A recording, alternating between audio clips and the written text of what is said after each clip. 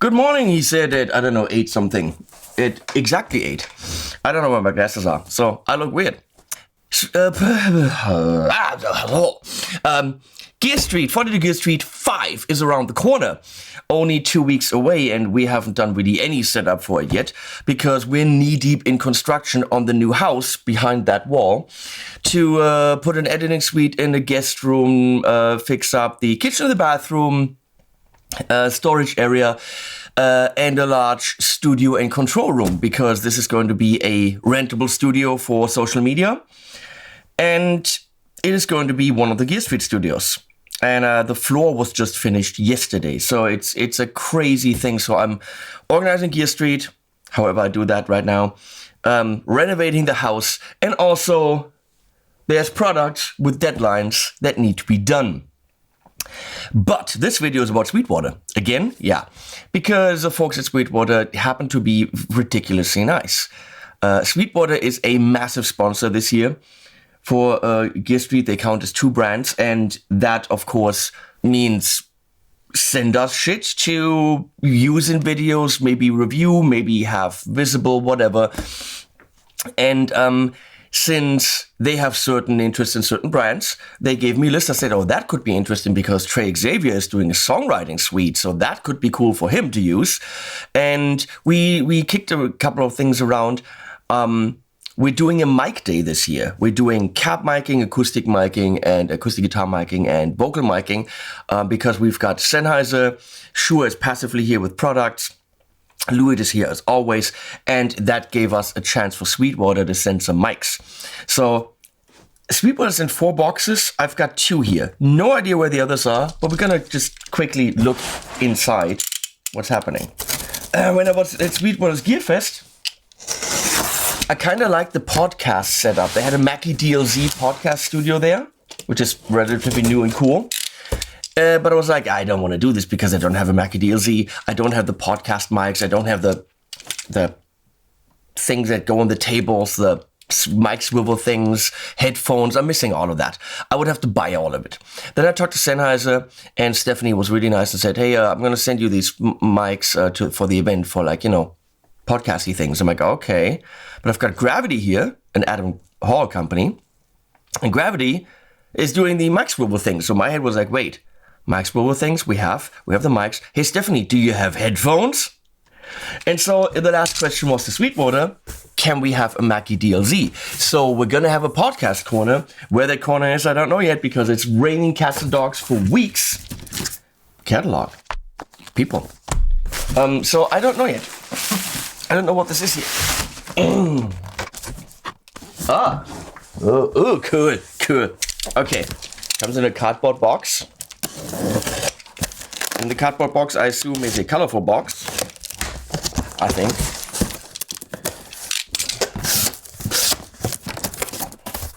Yes. Move over. I think there's boxes lost somewhere. Maybe they're coming later. I definitely know these were stuck in customs. So look at this. Oh, this is rather neat. AVID bought M-Audio at some point, and then M-Audio was quiet for a while, and now AVID, of course the maker of the Pro Tools, are releasing an MBox audio interface, like so.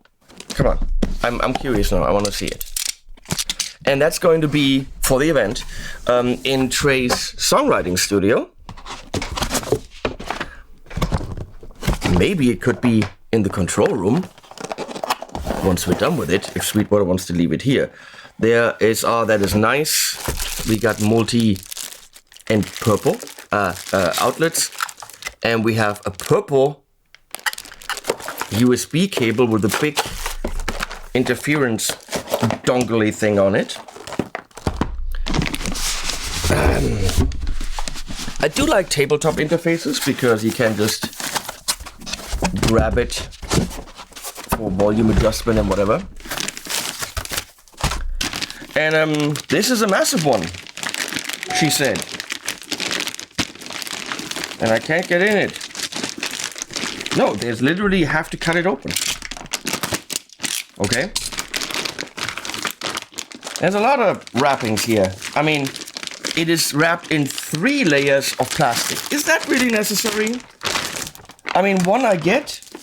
Oh, that's not a layer, that's just the edges. It's USB-C, but it has ADAT. Probably switchable to SPDIF. No, because there's also coaxial SPDIF. Alt and main monitor outs for 2 different speakers. FX Sense 2, FX loops, FX Sense, FX returns. They're also high Z outs, which means reamping. You can actually, without a reamp box, go to pedals or amps. That is neat. 5/6 line in. So you got 7 inputs. Expression switch. 2 inputs on the front with mic and 2 in the back. 2 headphone outs in the front. High Z out to amp in the front for running through pedals or reamping. Knobs feel nice, and of course it'll light up and all that stuff. It's got Bluetooth, not sure what for. This looks like a pretty damn cool interface, if you mind. It's close to 1,000, I think. That's kind of the price range. So I'll have Trey look up this interface before he gets here, so he knows roughly what to expect and also maybe install drivers. Thank you, Sweetwater, for sending that over. We shall put it to good use. With all the fancy colors, I'm pretty sure it's going to be visible. We talked about it. Here is the Mackie DLZ. No idea what that stands for. DLZ, maybe. I don't know. It's in cardboard, which is wrapped in cardboard. Maybe we should use less packaging materials when they're, really not necessary. So you could see this probably as an audio interface. I'm sure it could work as that once plugged in. But you could see it not as a podcast studio, but as a standalone recorder. And I like the idea of a standalone recorder. There's a big thing in here with Ethernet. Ethernet streaming coming in a future update. I'm not the biggest fan of people / companies releasing products with, we had to throw it on the market, but not everything was done. I've bought products before for certain features that they advertised, and then they weren't done. Hashtag Atomos. So let's see. Yeah. So Mackie packages their stuff with only American plugs. Come on, Mackie, get with the program. So I'm gonna have to get a German plug because of things. Because of course, Sweetwater only ships to the US usually.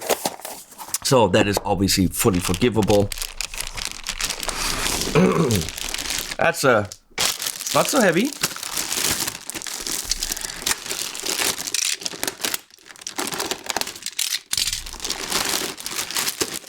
It is primarily aimed at sitting around it and doing podcasts because you got 4 mic inputs, you got a 5th and 6th one for maybe it's a stereo source. You got speaker outs nicely labeled with little speaker symbols.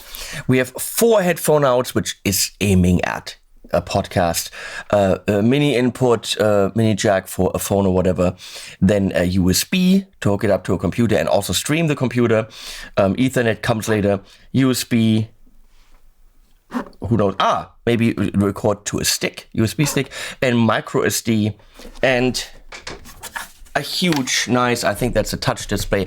It's got DSP, it's got pads that you can push for sounds. These are not motorized faders, which would have been nice. It's got automatic mix functions, which of course is nice for, why is it wet? Condensing water. This is your all-in-one, put it on the table and go podcast solution. I'm gonna leave it open because it looks like there was some condensing water. Let's hope that it is fine. I'm gonna plug it in later, after the water's gone. So where will I set up that podcast corner? It depends on whether the rain ever stops.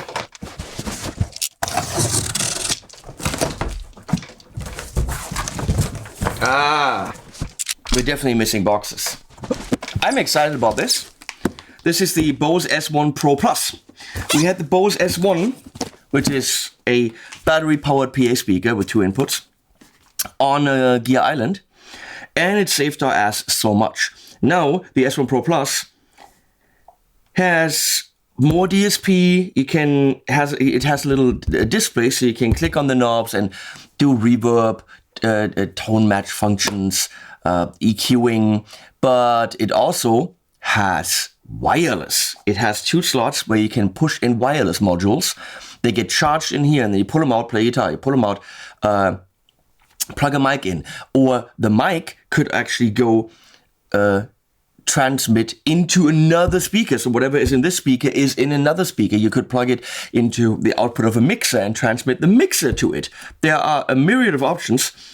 And we also have Combo Audio here from Denmark, who have a similar system, a little bit bigger, more inputs, a little bit more expensive, but they are not afraid to test it against this system. So Combo Audio and the Bose S1, we're going to have concerts in the streets if the weather allows. Right now, it's looking bad. And here we have a mic transmitter and a guitar transmitter. They look very similar to, like, you know, what Line 6 has, just little, you know, pluggy-in things. That's a cool system. And the Combo Audio has 7 inputs, also wireless, 15-hour battery life. I got candy!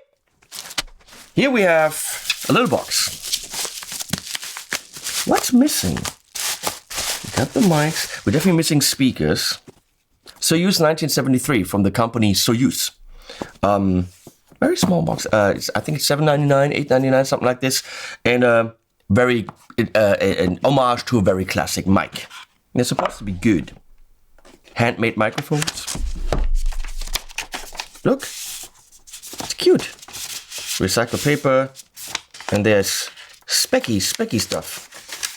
What's in here? It's an envelope. In it is a tiny envelope. Model number, assembled with care by Olga Andreeva. Machined with care by Roman Ilyukin. I'm going to say they're Russian. Soyuz was a capsule, I think. Oh, it means something. It means something. And tested with care by Valery Davidov. That's very... Okay, I gotta say, that's a nice little detail. In a nice little envelope. Is it necessary? No. But come on. And then specky stuff. Little recycled cardboard box, but presentation on fleek, as they say somewhere. Okay, there's no shock mount with it. There's this. So you might want to get some kind of shock mount. In the pictures, it looked a lot bigger, she said. And here we go. There's a pad, minus 10, minus 20 dB, but there's no polar patterns, none of that bullshit. Just a straightforward, very nicely machined microphone. And we're gonna put that to the test against a whole bunch of other nicely machined microphones. So the 1973 will be one of the mics we'll be testing on cabs, on acoustic guitar, and on vocals. Now, of course, Royer is known for the 121 ribbon mic, and when we're doing guitar cab shootouts, when it comes to mics, we have to test a ribbon. What did I do? Oh, that's how it works. You get a sticker, you get a Royer product catalog, and a thing that's stuck to the thing. Here's the product catalog. And a tiny, tiny little case. So Royer has a Hot Rod limited edition, which you can only get at Sweetwater, which I think this is, which is the R10 in hot rod. So it's not a 121. Again, also looked a lot bigger in the pictures. So here's the, ooh, that's neat. Royer Ribbon R10. And I think the hot rod version means it's got, I don't know, more output. Oh, that's a heavy adaptery thingy. Wow. Let's get some weight to it. That will go into the room over there for testing. And of course, it makes sense when we do, especially guitar caps, to have a ribbon on hand, even though if it's not the 121.